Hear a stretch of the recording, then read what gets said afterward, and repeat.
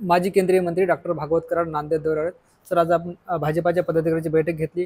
विधानसभेच्या अनुषंगानं आपण चर्चा केली. काय ठरलं बैठकीत? काय मार्गदर्शन केलं? आज मी नांदेडमध्ये नांदेड, हिंगोली आणि परभणी येथील पदाधिकाऱ्यांची भेट घेतली, चर्चा केली आणि त्यामध्ये विशेषतः बूथ संघटन ही जबाबदारी माझ्यावरती आहे. म्हणून तिन्ही जिल्ह्यातील विधानसभेचे बूथ चांगल्या तऱ्हेनं मजबूत कसे होतील आणि बूथवरती महायुती विजयी कशी होईल त्यासाठी आमची बैठक झालेली आहे. आम्ही विधानसभेच्या निवडणुकीसाठी लागलो आहे आणि महायुतीच्या सरकारसाठी आम्ही प्रयत्न करतो आहे आणि आम्हाला खात्री आहे येणारा काळ हा महायुतीचा असेल आणि महाराष्ट्रात परत एकदा महायुतीचं शासन येईल. सर, महायुतीच्या विधानसभेला किती जागा येतील? काय वाटतं? आत्तापर्यंत अंदाजे ज्या तऱ्हेनं आमचं काम चालू आहे ते 180 ते 200च्या आसपास जागा महायुतीच्या माध्यमातून येते याची आम्हाला खात्री आहे. म्हणजे मुख्यमंत्री भाजपाचा होईल तर?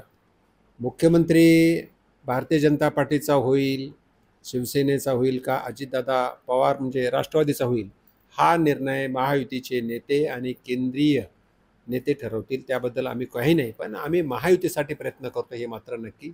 अर्थात भारतीय जनता पार्टीचा मुख्यमंत्री व्हावा ही आमची इच्छा असेल आणि आम्ही त्यासाठी आम्हाला आनंदच होईल भाजपचा मुख्यमंत्री झाला तर. असं असेल तर पुन्हा देवेंद्र फडणवीस चेहरा असतील का? त्याबद्दल आम्हाला भाजपचा मुख्यमंत्री व्हावा आणि त्यानंतर केंद्र जो निर्णय घेतील तो आम्हाला माहीत, पण फडणवीस साहेबांचं काम खूप चांगलं आहे आणि ते मुख्यमंत्री व्हावेत ही आमची इच्छा आहे. सर, केंद्रानं शरद पवारांना Z+ सुरक्षा दिली. मात्र पवार असे म्हणतात की निवडणुकीच्या काळात माहिती मिळवण्यासाठी केलेली ही व्यवस्था आहे. हे चुकीचं आहे. माननीय शरद पवार साहेब मोठे नेते आहेत आणि त्यांच्या सुरक्षामध्ये वाढ केली असेल कारण केंद्राकडे काही गुप्त माहिती मिळाली असेल म्हणून सुरक्षेसाठी वाढ केली असेल. सर, आपण जर बघितलं तर बदलापूर प्रकरणावरून संतप्त भावना निर्माण झाल्यात.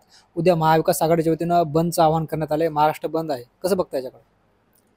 उद्या महाविकास आघाडीच्या माध्यमातून महाराष्ट्र बंदचं आव्हान केलेलं आहे, पण आम्ही सुद्धा महायुतीचे पदाधिकारी कार्यकर्ते म्हणून जी काय घटना झाली त्याचा आम्ही निषेध करतो आणि महाराष्ट्र शासन त्यासाठी योग्य ते पाऊल उचलत आहे आणि कोर्टाच्या माध्यमातून लवकरात लवकर कठोर शिक्षा कशी होईल त्यासाठी आम्ही प्रयत्न करतो. महाविकास आघाडीचा बंद हा राजकीय बंद वाटतो?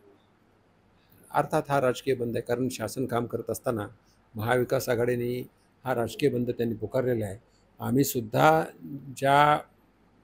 त्या कुटुंबाच्या आणि सर्वसामान्य नागरिक म्हणून सुद्धा त्याचा आम्ही निषेध करतो आहे. त्यात कठोर पावले उचललेली आहेत, पोलिसावरती ॲक्शन झालेली आहे, विशेष वकिलांची नियुक्ती केलेली आहे आणि कोर्टसुद्धा फास्ट ट्रॅकमध्ये निकाल लावून योग्य निर्णय घेणार.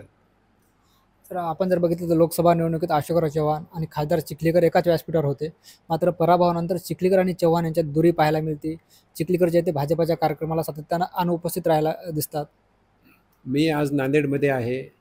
भारतीय जनता पार्टीचे नेते माननीय चिखलीकर काही मतांनी इथं पराभूत झालेत, पण त्यांनी निवडून यावं म्हणून खासदार अशोकराव चव्हाण असतील, खासदार घुपछडे असतील आणि मी सुद्धा इथं प्रभारी म्हणून काम करत होतो. आता निवडणुकीमध्ये जय पराजय असतोच, पण आता चिखलीकर नाराज आहेत असं तुम्ही म्हणताय, पण मी त्यांच्याबरोबर सकाळी होतो, काल त्यांच्याबरोबर बसलो होतो, मुंबईमध्ये भेट झाली. पराजयापुरते थोडं नाराज असतील, पण ते पक्षाच्या कामाला लागलेले आहेत आणि ते काम करतील याची मला खात्री आहे. सर, आता 2 दिवसापूर्वी गिरीश महाजन भोकरला आले होते पालकमंत्री. तेव्हाही ते अनुपस्थित होते. ते असं म्हणालेत की चिखलीकर साहेब असं म्हणालेत की मला सन्मानानं बोलवलं तर मी जातो. स्वतः त्यांनी नाराजी व्यक्त केली. त्यांना बोलवलं नाही बोलवलं ह्याची मला कल्पना नाही आहे, पण चिखलीकरसुद्धा भारतीय जनता पार्टीचे नेते आहेत आणि ते काम करत आहेत त्याची मी सांगतो. सर, स्थानिकचा शेवटचा प्रश्न, नांदेडमध्ये भाजपा किती जागेवर दावा करणार? नांदेडमध्ये सध्या भारतीय जनता पार्टीच्या 4 आमदार आहेत आणि किती दावा करणार ह्याच्याबद्दल शेवटी महायुतीचे नेते ठरवतील. किती जागा सुटतील ही सुद्धा महायुतीच ठरवेल, त्याबद्दल कमी टिप्पणी करू शकत नाही. सर, छत्रपती संभाजीनगरचे पालकमंत्री अब्दुल सत्तार झाले. सिल्लोडमधून ते प्रतिनिधित्व करत. भाजपने त्याच्यावर दावा केला आहे. तुम्ही ते पाठपुरावा करणार का? पुढे येणार का? भाजपला जागा सोडून घेणार का? खरं तर दावा तिथं आमचे जिल्हा शहर अध्यक्ष शिरीष बोराळकरचं मी पेपरमध्ये स्टेटमेंट वाचली. त्याहीपेक्षा 9 जागा छत्रपती संभाजीनगर जिल्ह्यामध्ये आहेत, त्यामध्ये एकच जागा जी सध्या आमच्या महाविकास आघाडीकडं महाविकास आघाडीकडं आहे, आमच्या विरोधात आहे. त्या जागेसाठी मात्र आम्ही दावा करणार आहोत आणि ती जागा आहे कन्नड. कन्नडमध्ये भारतीय जनता पार्टीचं काम चांगलं आहे, म्हणून सिल्लोडपेक्षा कन्नडमध्ये दावा केलं तर ती जागा आम्हाला मिळू शकेल आणि त्या ठिकाणी भारतीय जनता पार्टीचा आमदार होऊ शकेल. म्हणून कन्नड किंवा वैजापूर असं आम्ही म्हणतोय, पण कन्नडसाठी आम्ही प्रयत्न करणार आहोत आणि कन्नडला भाजपला सोडावी असा आमचा दावा असणार आहे. कारण 9 पैकी जिथं 9 आहेत, 9 पैकी फक्त 3च जागा भाजपला दिलेल्या आहेत, म्हणून कन्नडसाठी आम्ही मागणी करणार आहोत. सर, ठाकरे शिवसेनेत सचिन घायाळ प्रवेश करण्याची शक्यता आहे, त्यामुळे ठाकरे शिवसेनेत जे निष्ठावंत होते त्यांच्यात नाराजी पाहायला मिळते. सचिन घायाळ हे संत एकनाथ कारखान्याचे चेअरमन आहेत.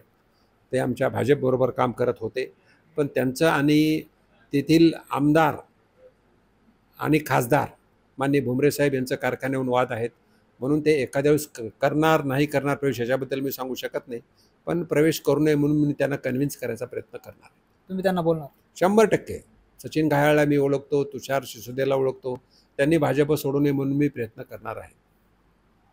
निश्चितच हे होते माजी केंद्रीय मंत्री भागवत कराड, ज्यांनी आपली प्रतिक्रिया दिली आणि येत्या विधानसभा निवडणुकीत महायुतीचं सरकार येईल आणि भाजपाचा मुख्यमंत्री झाला पाहिजे, देवेंद्र फडणवीस मुख्यमंत्री झाले पाहिजे, हीच आमची अपेक्षा आहे असंही ते म्हणाले. ज्ञानेश्वर लोंढे, TVN मराठी, नांदेड.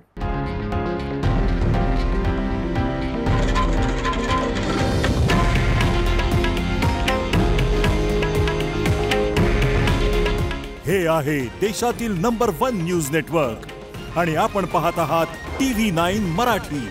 काळजी तुमची, हित महाराष्ट्राचं.